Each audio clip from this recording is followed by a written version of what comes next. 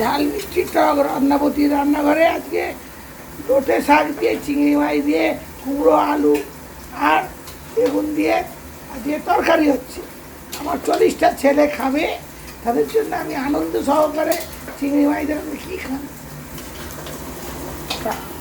এই লঙ্কা গুঁড়ো হলুদ গুঁড়ো দিলাম, দিয়ে আবার নাড়ছি। লঙ্কা গুঁড়ো হলুদ গুঁড়ো ঢাললাম, দিয়ে এবার নাড়ানাড়ি হচ্ছে।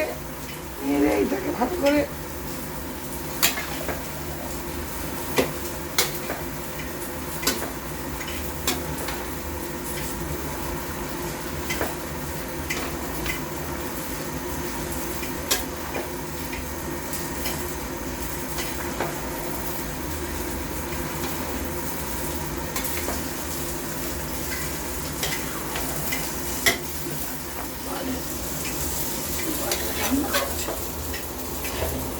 রান্নাটাও শিখতে হবে, চলে যাচ্ছে আমার।